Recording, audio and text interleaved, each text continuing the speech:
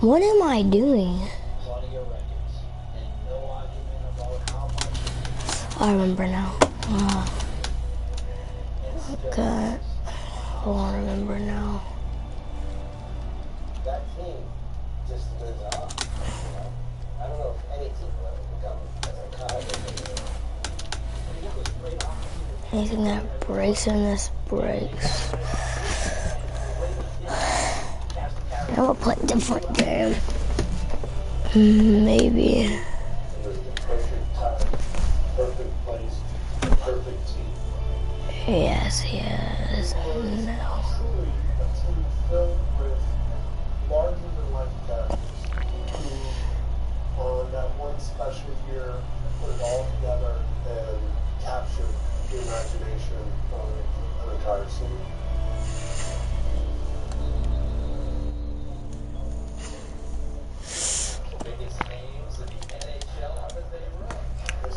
for me.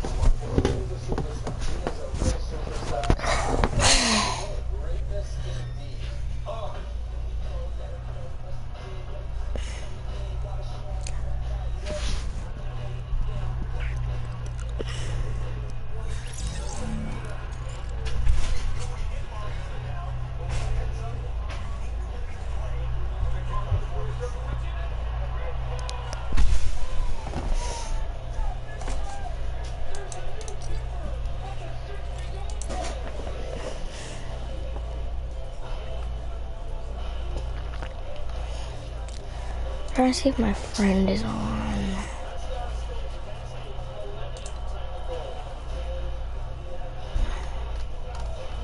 None of my friends are on I usually play with. What?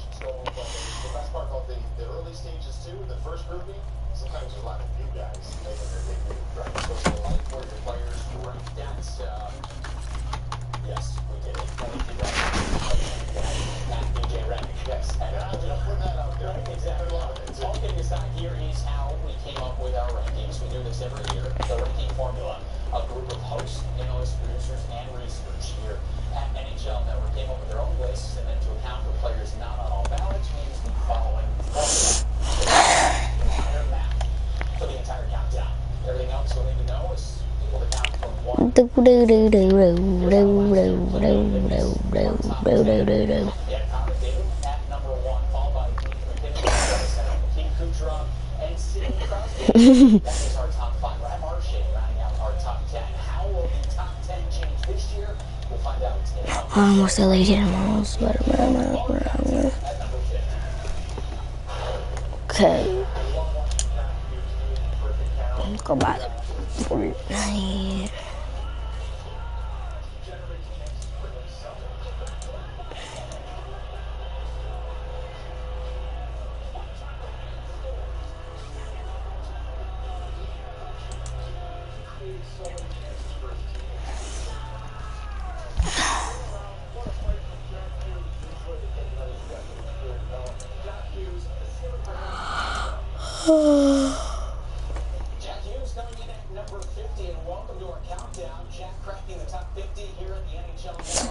I'm actually gonna make a role play now.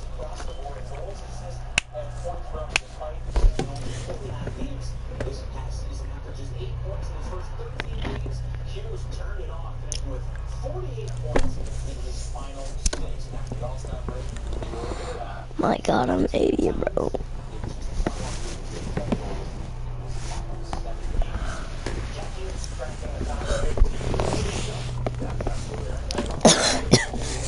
Excuse me.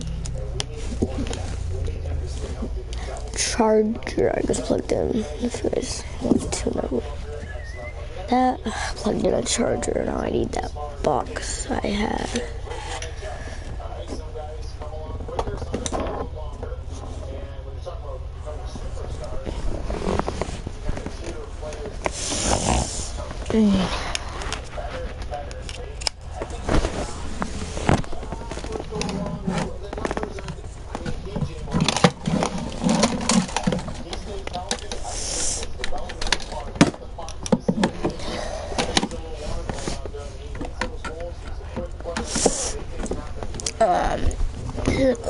this to chat, but I'm playing video game.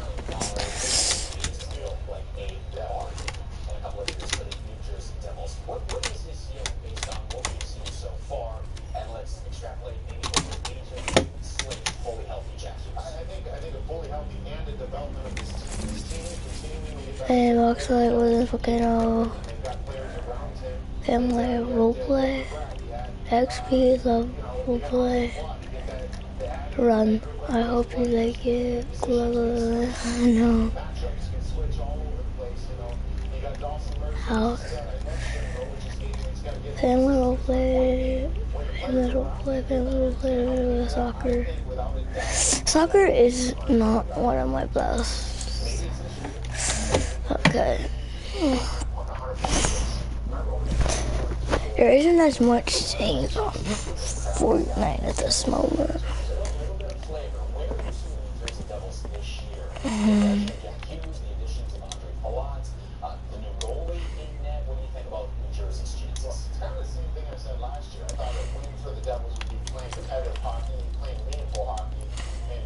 I'm gonna go use the restroom.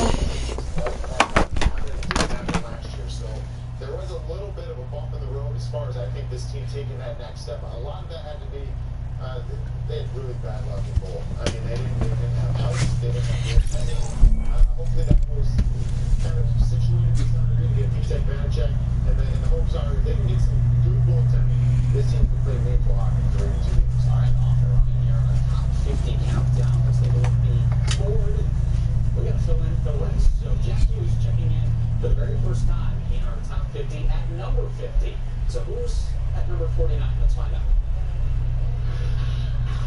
Morris Cedric, the NHL's Rookie of the Month for October. This guy's really going on fire. Shaking from his chest.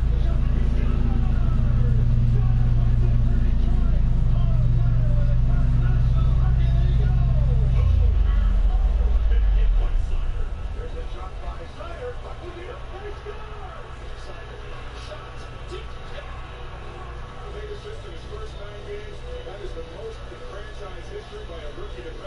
Everything's on the rise here with Detroit. He's a huge part of it. All right, just like Jack Hughes, Mo Seider cracking our top 50 for the very first time and coming off an incredible first season in the NHL. He won the Calder Trophy, leading all rookies in assists with 43. Remember, he's a defenseman, as well as power play points, 21, and time on ice per game at 23 minutes and 2 seconds. His best month was February, 10 points in 7 games, averaging over 24 minutes time on ice per game, and also represented his country of Germany at the 2022 World Championship, where he had 7 points in 8 games.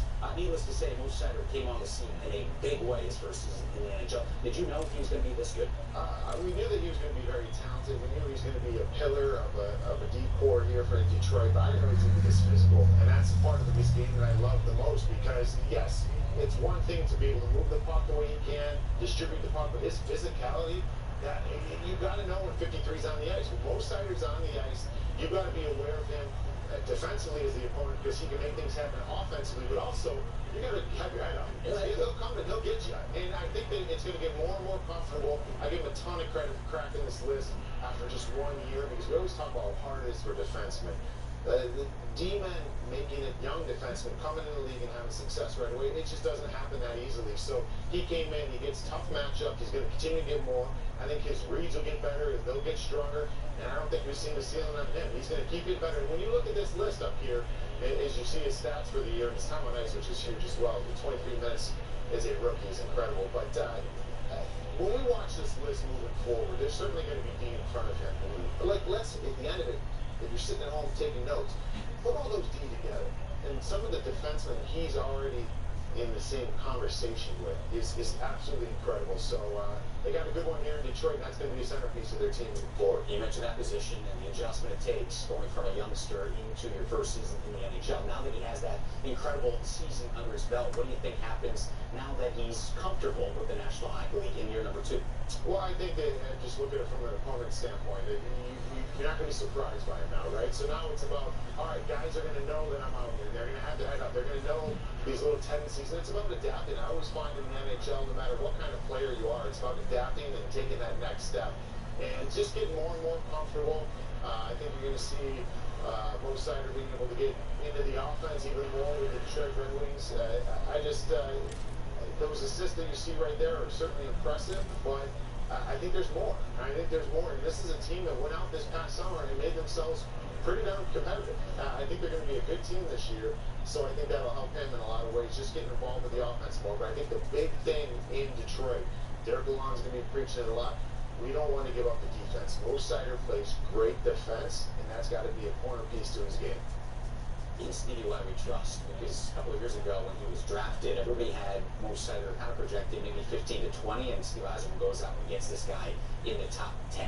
And everybody inside was an audible, interesting. And even Mo Sider was surprised, but clearly Steve Yzerman knows what he's doing. And there's another highly talented defenseman on the way, Detroit, in Edmonton, that we just saw at the World Juniors and whatnot. So how far away are we in the Wing-Wheel City from this team being playoff worthy again? I mean, they could surprise us to be in that conversation this year. I mean, you've got Roenick as well as a younger defenseman. I mean, 8 minutes, you add Ben Sherrod, you add Ole Mata. Edmonton's supposed to be that next wave of great defense in Detroit here. And the biggest thing when I'm talking about them is just that big. Edmondson is a big frame. Was he 6'6", 6'7", or whatever he is? Mo Sider's a big individual as well. So you're taking up space, but you're not giving up mobility. These guys move very well. This is elite now. It's fast, fast, fast. But if you can be big and fast, now all of a sudden you're cooking with gas, and Detroit's got that in the back end. All right, let's show you our list so far. We have 50 and 49. We have two guys who have never made our list that officially cracked the top 50 countdown here on NHL Network. Jack Hughes at 50, and Mo Sider coming in at 49. Will that theme continue here at 48? Let's find out. Experience former goalie partner UC Saros is making his own legacy in Nashville. For a lot of scouts out there that would write off a guy like Saros, maybe you want to reconsider that. For what you've done to this team, you've been spectacular. Somebody by the name of UC Saros is like, listen, I can show you how this is done. What a save there by Saros. Plays bigger than his size. I mean, I grabbed that. I was like, old Trevor. Now Steven seems to take the torch. Went up over there. Always gives Nashville, as Thomas mentioned, a chance to win. UC Saros doesn't probably get the credit because he's coming after Pekka Rinne and maybe hasn't had that great run in the playoffs where people really associate great goaltenders. What a storybook ending here in Nashville. He's the backbone of his team. UC Saros coming in at 48 again, much like the first two guys we saw in the countdown. Saros has never been ranked on the NHL Network top 50 list. He deserves it. Finished third in voting for the Vezina Trophy a season ago. Also finished third among all NHL goalies in the league with 48. He led all NHL goaltenders in games played with 67. And prior to this past season, Saros had never played in more than 40 NHL games.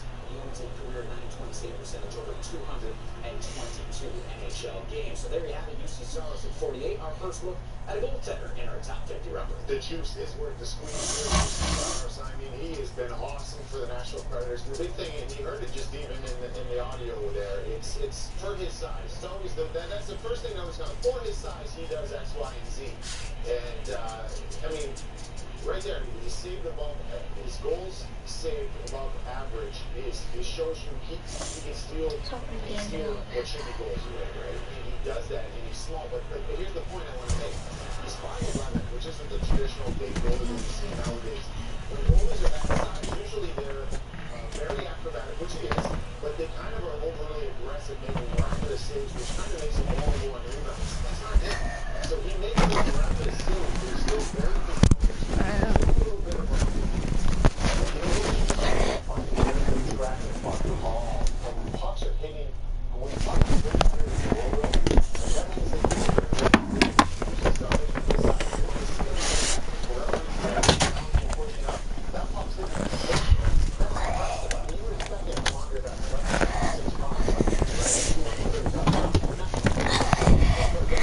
I'm sitting on a pillow, bro, guys. So I can see, you guys can see me. I hope it's doing a good job of making me you guys be able to see me. I'm guessing it is, since you can barely see half of my screen. I'm gonna have to. Yep. It's good. Oh, it's a groundhog. You touched the ground. Yeah, I think so. I think you don't. Again, to go back to that, you don't want to overcompensate defense. You still have to play the goal position very technically. And I wish, Mason be able to back that up and just, give more logistics on that. But it's like, you don't try to